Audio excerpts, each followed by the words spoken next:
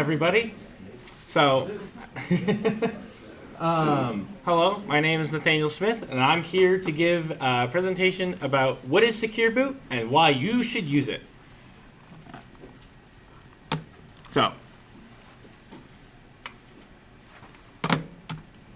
how many of you disable Secure Boot on every Linux device you own because you don't think it's important or you don't know how to properly use it?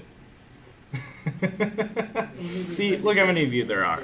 So, today we're going to be learning about how to use Secure Boot, which goes on all. Secure Boot helps you with securing your kernel, your bootloader. It can also help you with the support of a TPM chip. It can also help with encryption, encrypted file systems.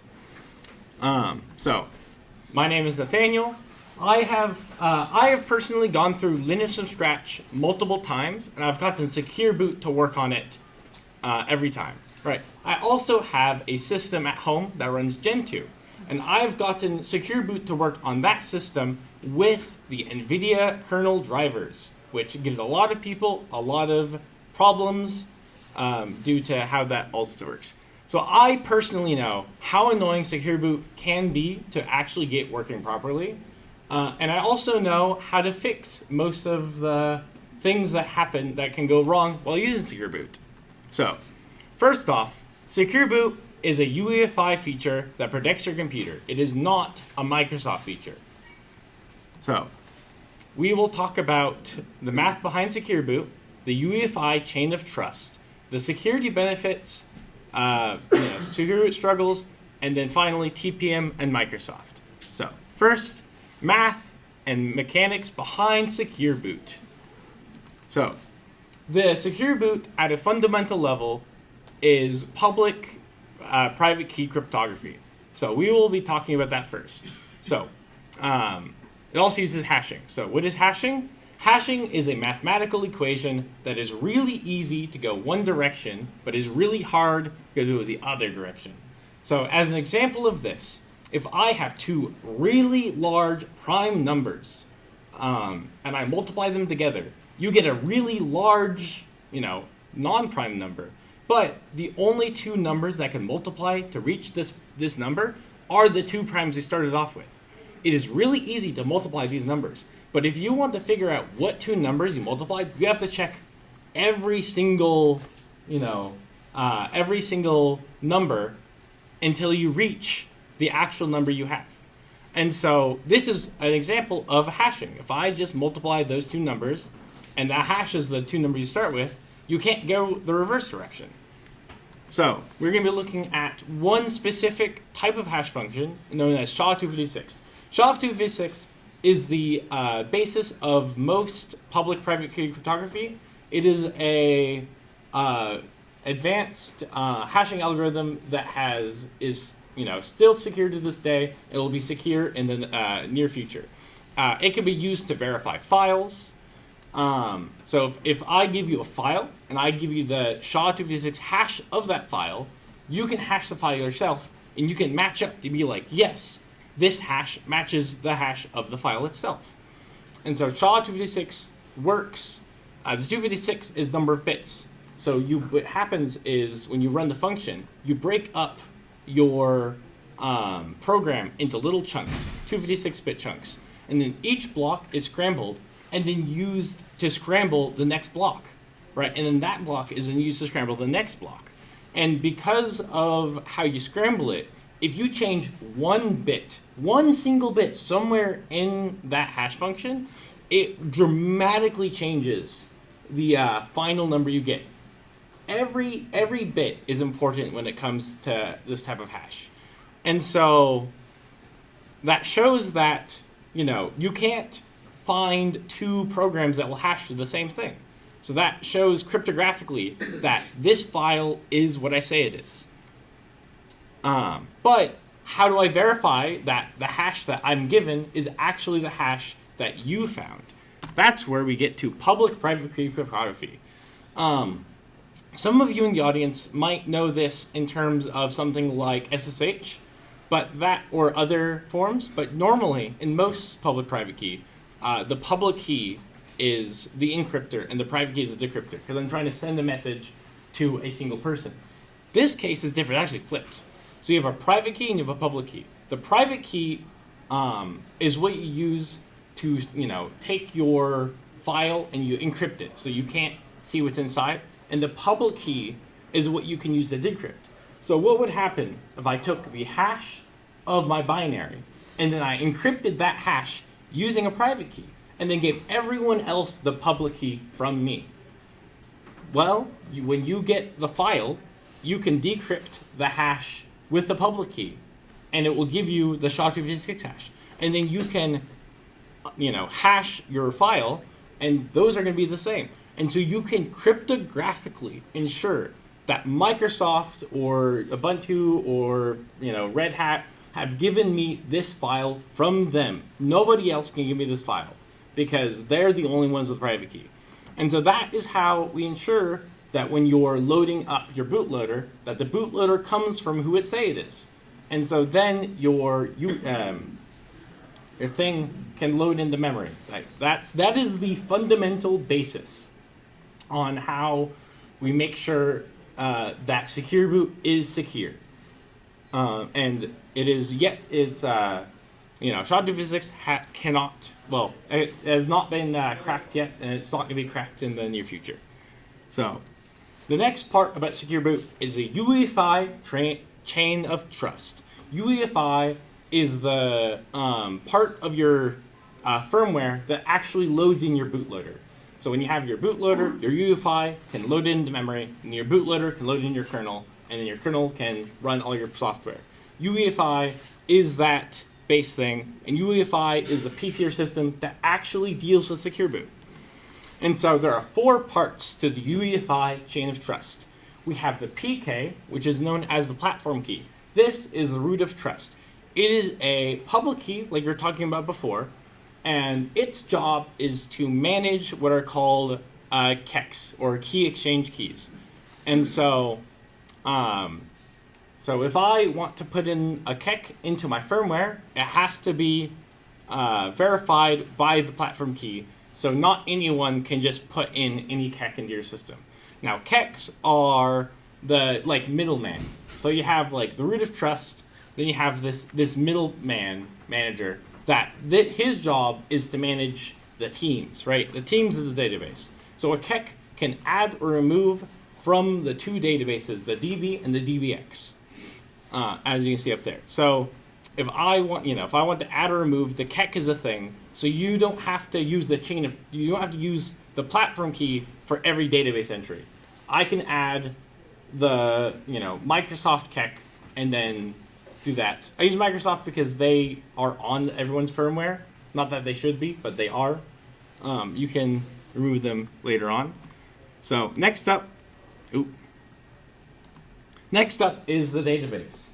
This is the part of a UEFI secure boot that actually does the checking. The database stores either public keys or they store hashes of programs itself. So this is the piece of software that every time you boot your computer, you hit the database if secure boot's on. And so you really want to make sure that anything in your database you actually trust. And that's why you have KEKs, so that things can't just be added to the database willy-nilly. And then the DBX, or the database exclusion, these are keys or hashes that if they're in the DBX, you cannot load them into memory, even if they're in the database. So if you find a bootloader or a program that has a known vulnerability that you can use to hack, you can put it into the DBX, and then you can make sure that even if someone's trying to use that binary, you can't actually load it into your system. So this makes sure that using these 4 keys, fundamentally, this is how secure boot works. It keeps your stuff, keeps your pieces, together. So now that we understand the fundamental basis behind secure boot cryptography, we can now actually figure out how we can relate this to security, right? Because that's the entire point of secure boot. it's all in good to have a bunch of math, but how do we actually apply the math in the real world to, do stuff? So we will be going out in this section, the real world benefits and the Linux struggle to using secure boot. So we'll have vulnerabilities with full disk encryption. So if you don't have secure boot and you do have full disk encryption, you're not actually fully secure. The hardships, a lot of the problems that people find when they actually try to use secure boot, Microsoft. Because unfortunately, we can't talk about secure boot without talking about Microsoft, because they have injected themselves into this system, which is not a Microsoft product. We'll be talking about some of the solutions to some of these problems. So something like the Fedora signed shim, if you can't manage your own firmware, and mock keys go along with that. Or fully taking control over the entire chain of trust. And then, again, more like fixing some of the minor problems that people get hung up in. So, the vulnerability with full disk encryption, generally on Linux, it's Luke's front end. So, when you use full disk encryption, generally, you don't actually have the full disk. You have like maybe your root partition, your home partition, and all these things may be encrypted. But what's not encrypted is either /boot, which you can encrypt, or you cannot encrypt your EFI partition. That means anyone that has access to your computer could replace these files. They are not in a secure location. So you have to make sure that, so you have to make sure that you secure even against threats that can change these two files and these things. So what's visible when you have these partitions not encrypted is your /boot will have your bootloader, right? That is the initial part of the chain of trust. It also your bootloader is in EFI. Your kernel's in /boot. That is the second part of the chain of trust. And then in your EFI partition, the partition that cannot be encrypted, because we haven't dealt with that yet, is your bootloader. So if someone has physical access to the machine, they could just replace either of those two files. So, yeah. Attackers can modify those two files. But if you actually have secure boot enabled, if a attacker attacks these files, you can find out that they're tampering, because that hash that we have found has now changed, or it's not signed at all. So a secure boot system, if someone changes your bootloader or kernel, will not load that into memory, keeping your system secure. Next we're going to go into why Linux users specifically hate secure boot. By default, it can block certain drivers. Like NVIDIA is known for this, because NVIDIA drivers, unfortunately, is just a big old binary blob that they give you, which I don't like, but it is. If you have NVIDIA card, you kind of need it. And so, because the NVIDIA blob is not signed, or other things, so there's also out-of-kernel modules for like VirtualBox, if you use that software. Your kernel will actually refuse to load unsigned code. So your kernel has a main binary, but it also has modules it can load in at runtime. And so if those modules are not signed, that means that you might have an error where, I can't see the screen because it's trying to load a module that, it can't, because, NVIDIA drivers. And so a lot of Linux users, when they hit problems like these, just turn off secure boot and don't deal with it at all, which is a problem, because turning off secure boot is not the solution that you want to do if you have a problem. So next is perceived Microsoft ownership. Unfortunately, Microsoft, in their infinite wisdom, if you have a computer and you wanted to actually get the Microsoft hardware certification, you have to have, first off, you have to have secure boot be a thing. You have to have the Microsoft keys loaded on your system for them to do this. You also have to have currently TPM-v2. So Microsoft is basically forcing manufacturers to support their stuff and not necessarily support other people's stuff. And generally on most systems, the only key that is not Microsoft first party, their own stuff, is a Microsoft third party UEFI CA. CA stands for Certificate Authority. This is one of the public keys that go into your firmware. And so people perceive this as Microsoft controlling the software you can use, which is only partly true. They're trying to make things more secure, but they are controlling what you can use. So Linux advocates, because of this, generally tell you to turn off secure boot so that you may have more freedom in your computer. But that is not the only solution for getting freedom on your device. There's also this thing called Fedora. So there's two methods. This happens to be the slightly less secure method. We're going to the more secure method after this. But one of the fixes is called Fedora Sign Shim. Fedora makes a small first stage bootloader. Oh, never mind. That's the next slide. So yeah, we're going to go into Fedora Sign Shim. We're going to go to mock keys, which is actually an add-on to Fedora Sign Shim. And then the second section is a full ownership over secure boot. This is the more secure part of secure boot I was talking about. And also fixing the struggles with custom kernel modules like NVIDIA drivers. Because, you know, Linux and NVIDIA. Linux people love NVIDIA, right? So, so Fedora Sign Shim is the slightly less secure of the. It's still secure, but it's slightly less secure. It is a tiny open source first stage bootloader maintained by Fedora. And so what happens is Fedora or Ubuntu or other distros, they can compile shim, and they can actually add in their own public key into shim. So that shim, using a public key within shim, can then verify that this piece of software comes from Fedora. So Fedora will sign grub, they'll sign the kernel, and so when you have Fedora Sign Shim, it has the Fedora public key, and it checks, you know, using the things we learned earlier to make sure you can load those modules in. And this Fedora Sign Shim itself is signed by that Microsoft third-party UEFI CA. And so this is a way to kind of get around the Microsoft policy. It acts like a bridge, right? I can bridge your secure boot to your actual grub and your kernel. And so you are using the Microsoft keys. That's the less secure part. Using the Microsoft keys to then use your distro of choice's keys.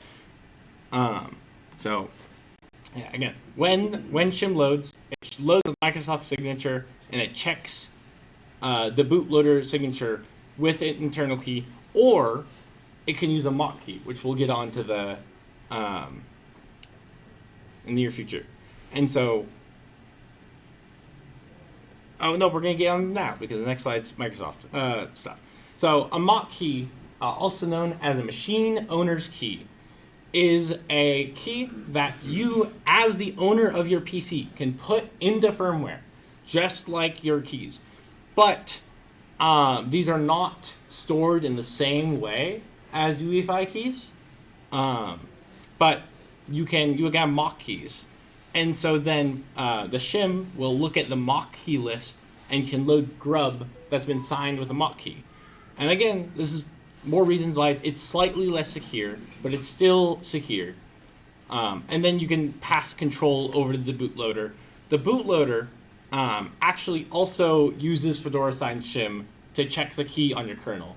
So like grub will go back to shim rather than having its own software to be able to verify these things. It all uses shim. This is called shimlock, if you ever see that online. But we have the even more secure piece, removing reliance on Microsoft entirely. This is what we all would love to do, right?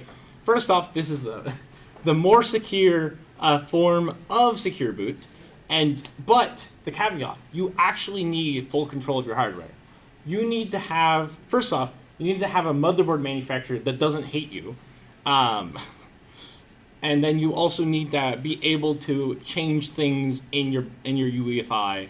You know, if you have a password, you can't do this. So this is done by fully injecting a platform key into your system. The platform key is your own platform key that you have generated, right? And with this platform key, you can put in your own key exchange key, your own database and database exclusion, right? And so, I think I forgot to mention this earlier, but the way that you can actually load in the firmware, the platform key is a public key, right? So it decrypts things, but you have to sign your kecks using the private key that's associated with the platform key. So you can't just add any keck, right? That's how you secure, right? It's all public privacy cryptography because that's kind of the most secure thing we have these days. And so you can put in your own platform key, your own root of trust that is not enforced by Microsoft or your maintainer of your motherboard. And then you can control the software on your system, where you put in your keck, you put in your own database, and you put in your own database exclusion. And so, you don't need Microsoft's permission. A great program for this is something called SBCTL. This is a secure boot control program, and it can generate the full list. And the best way is to either encrypt these keys or keep these keys on a offline device. But if you ever need to update your kernel, you will need your private database key. And so, but you can't, unfortunately, not every system you can do this with. I wish every system you could, but not every system. That's why we have Fedora. So one of the biggest issues when you're using secure boot is you'll have something that's like, you'll get a screen. It'll say something like shim lock failure, check secure boot settings. And a lot of people when they see this screen are like, I don't know what that means. That's a really cryptic message. I'm just gonna turn off secure boot and get on with my life. But there are ways you can fix this. Remember, secure boot needs to check every layer of your system. So, you have to have your grub signed. You have to have your kernel signed. But every kernel module needs to be signed. So we have this thing called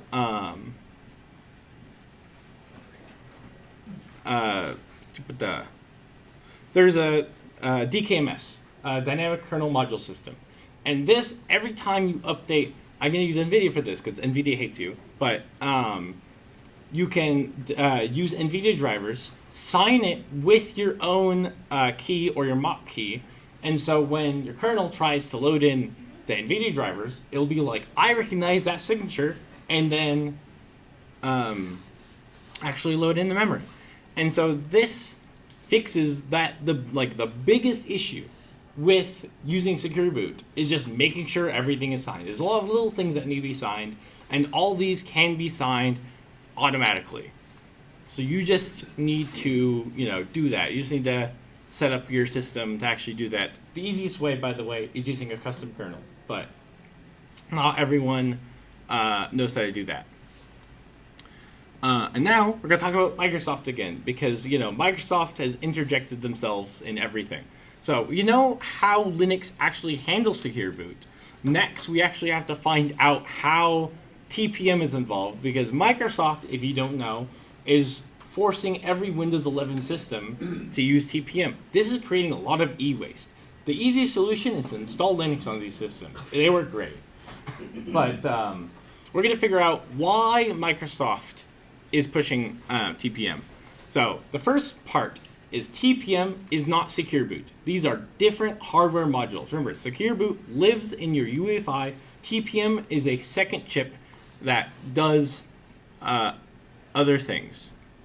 And so, secure boot, again, purely software. It checks binaries. That's all secure boot does. TPM is a hardware chip, and its job is to try and check system integrity. So if I'm loading in, if I have hardware that's loading in the memory a kernel, and I have gotten physical access to this machine, again, physical access, and I'm trying to mess with the bus, right? I'm injecting my own code into this load. TPM is there to be like, that doesn't look right. I'm not going to work. And so, that's TPM's main is hardware integrity, checking to make sure your system isn't doing weird stuff. it can also do really beneficial things, like holding cryptographic keys for full disk encryption. So, again, real uses for the TPM chip is holding encryption keys for your full drive encryption or, some partitions. Now, unfortunately, Windows Professional uses this feature with BitLocker. They don't tell you because, why would we tell the users anything? And so whenever something goes wrong with Secure Boot, if you ever turn off Secure Boot on the Windows 11 Pro, you'll be hit with all your files cannot be loaded because, you have to put in your encryption key, and nobody knows their encryption key on Windows because, Windows doesn't tell you anything. And so there are uses, and then there are misuses of this technology. It's one thing to have the user click a button and be like, I want this. Another thing to just put it on your computer without telling you. And so, finally, you can use Secure Boot without Microsoft's permission. That is the main goal of today's talk. You don't need Microsoft to tell you what software you can or cannot run on your system.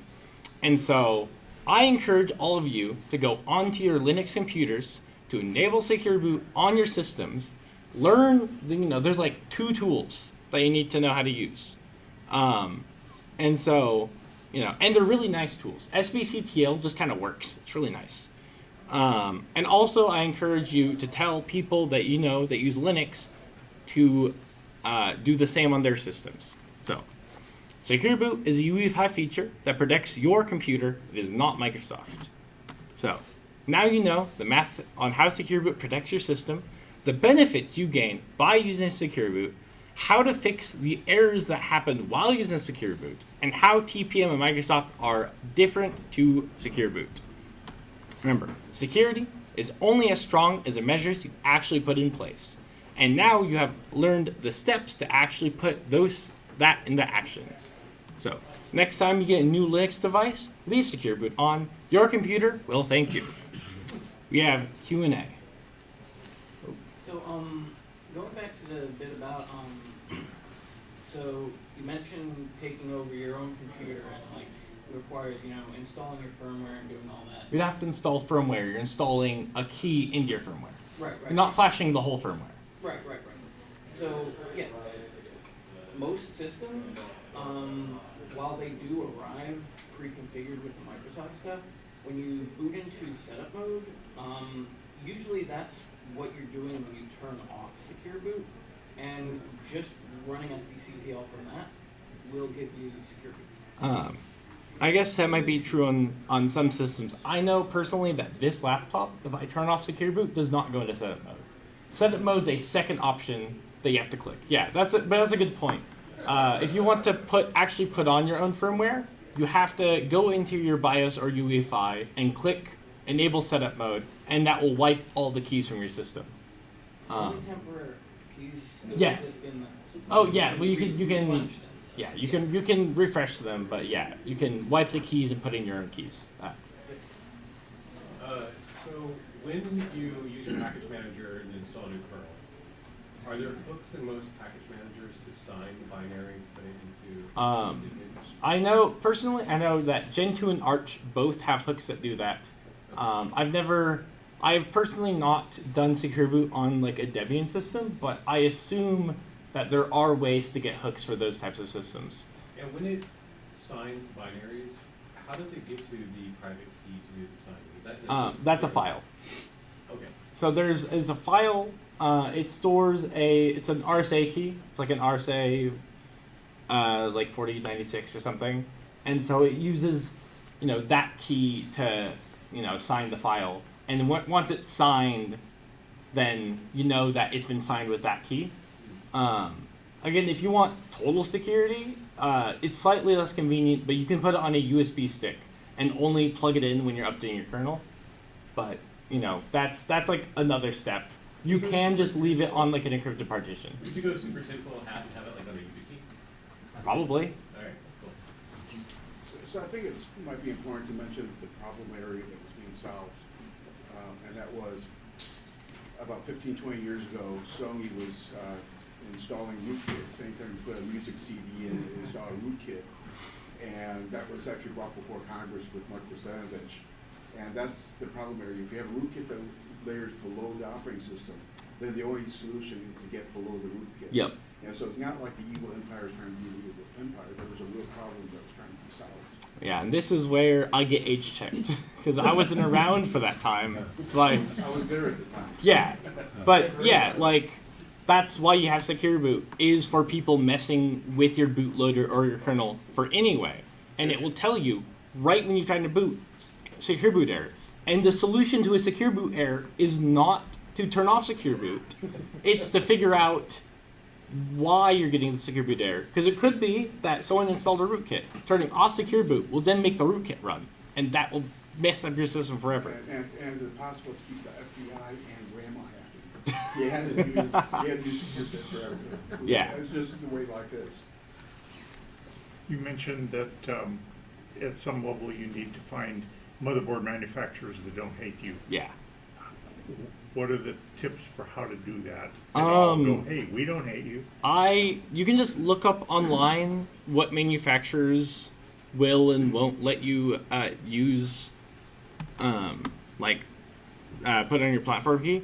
I know personally that there are certain manufacturers that if you remove all the secure boot keys and then you enroll your secure boot keys, but you don't enroll the Microsoft or firmware secure boot keys, that it will just break your system. It'll break your UEFI.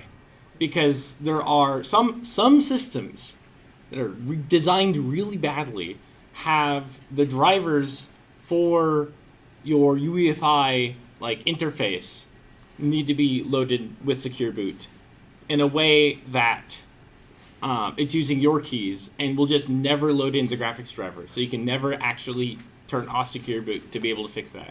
And you will find that online. You'll be like, this laptop has that problem, or this desktop has that problem. I think more and more modern computers don't have that problem, but they do. That does exist. It sounds like you've had some time with Arch. There's a whole Arch page on setting up Yeah. secure boot. Is that fit with what you're talking about? Oh, absolutely. They have both methods. They have the Fedora signed shim, and they have controlling your firmware. And they also have, not only do they have that, they have the using SBCTL or manually putting in your keys. Again, Arch Linux is a great page for everyone. It's the best wiki for every Linux distro. If you're using Gentoo, the Gentoo wiki is also really good for Gentoo. It's not super great for other distros, but it's great for Gentoo. So if you're using Gentoo, go to the Gentoo wiki. If you're using literally any other system, go to the Arch wiki. So you're able to bypass secure boot yourself, Yes. or make it work. Mm-hmm. What stops other people from A making password. it work? A password on your UEFI. Okay. If you have a password on your UEFI, you can't remove the keys. You can't do a lot of things. You can't, like a lot of motherboard manufacturers, if you have a password, won't let you boot to a USB without the password, which is good because you don't want any random person plugging in a USB and just booting off of that. And again, having Windows keys on your system makes it less secure because there's a lot of things that have been signed with the Windows keys, and you don't necessarily trust all of those. Adding to that, a lot of times motherboard manufacturers put physical presence mandates in place. So if you put the system into a mode that you can modify the secure boot state, it will make sure you are sitting in front of the console of the computer and press OK on a dialog box. Would you say something like a framework would be a decent one for all this? Oh, absolutely. Framework is great. Framework actually cares about the Linux community.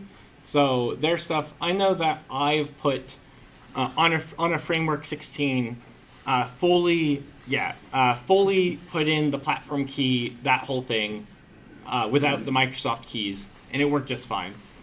With Framework, you just have to make sure that to get to those menus, you have to boot into your UEFI with one of the keys rather than the one-time. If you use the one-time boot menu, you can't get the secure boot settings. So you have to go to the actual boot menu, which is a mild annoyance I've seen. Any other questions? Lots of questions. Is there user access? I know this is slightly off, but is there user access or something that we can access for the TPM logic? Yes, there's kernel. Well, there's kernel drivers, and then there's a lot of user space programs that can check the integrity of your TPM chip. And so things that will set off your TPM chip are if I hibernate. So if I have dual booted my Linux computer, and I hibernate into computer A, and then I unhibernate into computer B, that will set off TPM. Because that is not, you're not supposed to do that, because the system state has changed. You have a different, like, you've loaded in a different, signed kernel than the kernel that you hibernated from. So things like that can set off TPM. And when TPM gets set off, it will not give your cryptographic keys away. So, yeah, that's... But I can configure it. Is what I'm saying. Yeah, you can configure it. There are open source programs that can load keys into the TPM. Yeah. TPM key. Systemd can load keys in the TPM. Okay. Systemd cryptenroll. That's what I use on this guy. Okay. Thank you. Any other questions?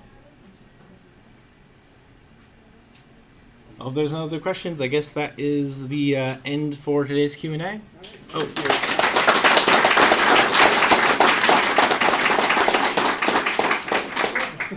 I have my GitHub and my LinkedIn for those who want to scan QR codes. Ooh, Living on the edge, huh? Related into security talk.